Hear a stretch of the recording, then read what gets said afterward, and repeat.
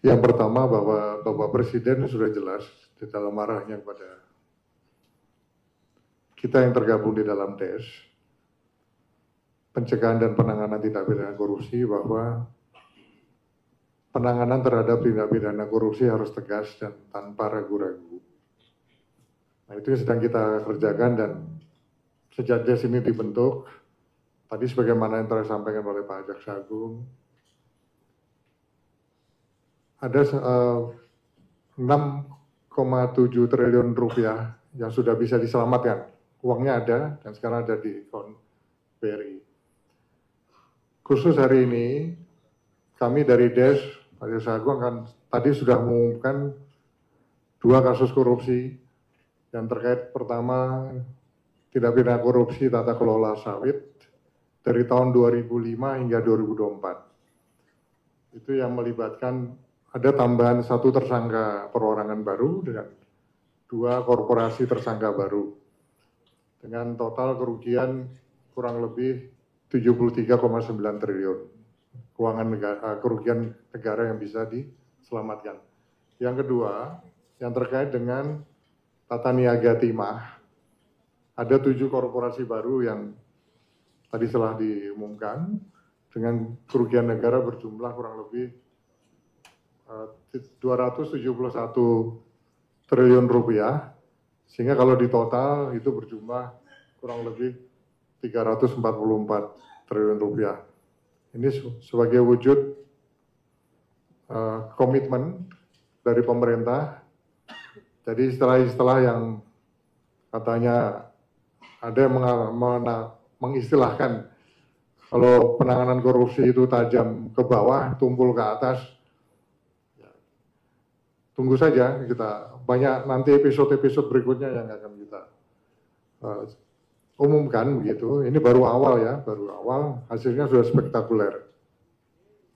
Dan pemerintah berkomitmen untuk terus memperkuat langkah-langkah penegakan hukum yang semakin responsif dan memenuhi rasa keadilan masyarakat. Sehingga semuanya ada kepastian hukum dan memenuhi rasa keadilan masyarakat. Demikian yang bisa saya tambahkan. Silakan Pak Jaksa Agung kalau ada tambahan. Baik, pertanyaan untuk apakah tindakan seperti terhadap hakim yang melaksanakan tanur, saya katakan iya. Cukup ya. Ada lagi dari Kompas?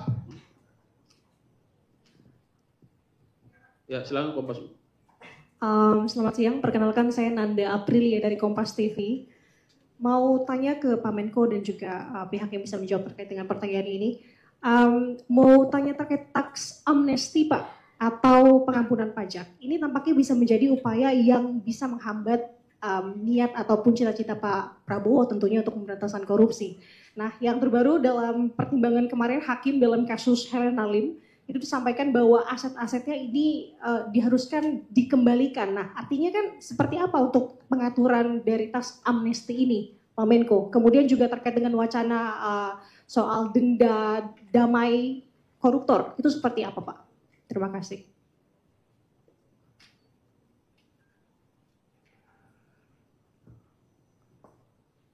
Oke rekan-rekan,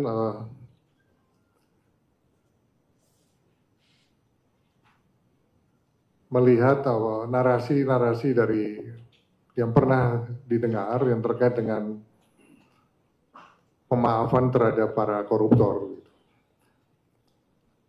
Nah, kita tahu bahwa Presiden sudah tegas memerintahkan kepada kami, pada DES, di dalam penanganan korupsi, tindak pidana korupsi itu tidak ada toleransi lain, harus tegas dan jangan ragu-ragu.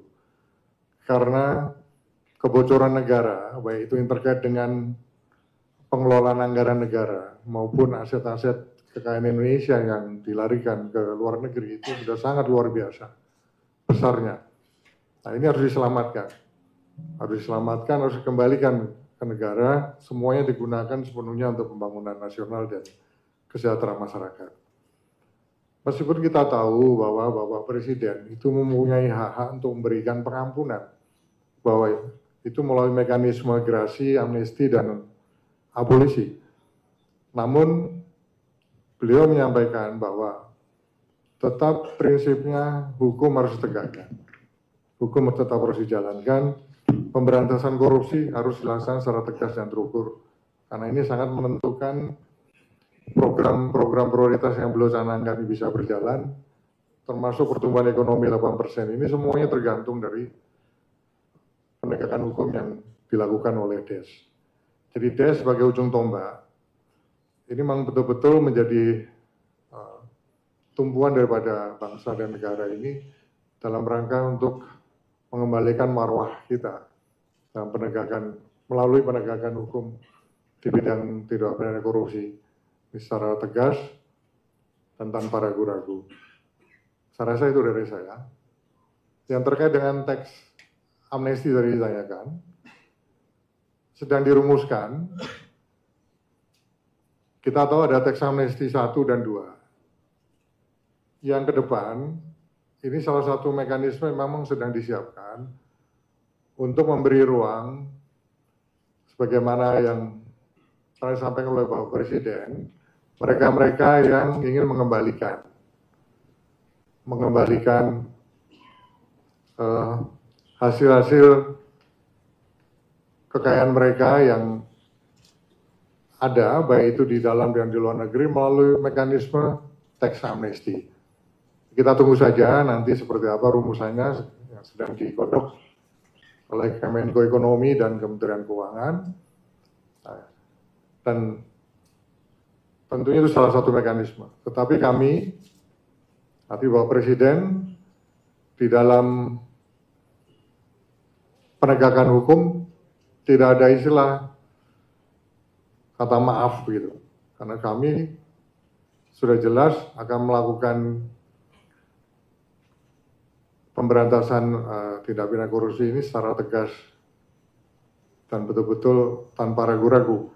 Tidak ada tebang pilih, tidak ada politisasi hukum, dan akan ada nanti episode-episode selanjutnya. Tentu yang menjadi target DES adalah yang besar-besar begitu, bukan yang ukuran ya yang kecil-kecil begitu ya. Karena ini kan menyangkut untuk mengembalikan aset dan devisa negara kembali ke negara kita. Kalau ada tambahan Pak Jeffrey, saya rasa cukup.